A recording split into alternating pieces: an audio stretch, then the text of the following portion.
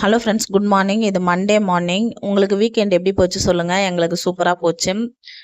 2:30 மணிக்கு மேலே என் பையனை கூப்பிட்டு வரலான்னு ஸ்கூல் கிளம்பிட்டு இருக்கேன். நான் சின்ன பொண்ணாக இருக்கும்போது ஃபேர் அண்ட் லவ்லி, ஃபேரவர் இந்த மாதிரி அந்த பீரியடில் என்னென்ன க்ரீம் வந்ததோ எல்லாத்தையும் ட்ரை பண்ணி பார்த்துட்டேன். ஆனால் கொஞ்சம் கூட என் கலரில் மாற்றமே இல்லை. அதனால போடா இதெல்லாம் ஏமாத்து வேலை அப்படின்னு சொல்லிட்டு அதெல்லாம் விட்டாச்சு.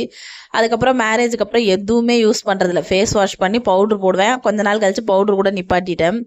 இப்போ என் பொண்ணு நல்லா வளர்ந்தப்புறம் அவள் யூஸ் பண்ணுற க்ரீம் எல்லாம் அவளுக்கு தெரியாமல் திருடி திருடி போட்டுக்கிறேன். இப்போ அவள் என்னென்ன யூஸ் பண்ணுறாளோ அதெல்லாம் நானும் யூஸ் பண்ணுறது. அதுக்கப்புறம் பூ அவ்வளோ பெருசாக வைக்க மாட்டா. அதில் பெருசாக எனக்கு இன்ட்ரெஸ்ட் கிடையாது. நேற்று சண்டே என் பொண்ணும் கடைக்கு போயிருந்தாளா, அவள் பூ வாங்கிட்டு வந்திருந்தா. சரி, அதை கட்டி தலையில் கொஞ்சம் வச்சுட்டு முருகர் கோயிலுக்கு நாளைக்கு போவோம்ல, அப்போ கொண்டு போகலான்னு மிச்சத்தை எடுத்து வச்சேன். என் பையனை கூப்பிட்டு வரதுக்கு முன்னாடி இருக்கிற மொத்த வேலையும் முடிச்சுட்டு போயிடுவேன்.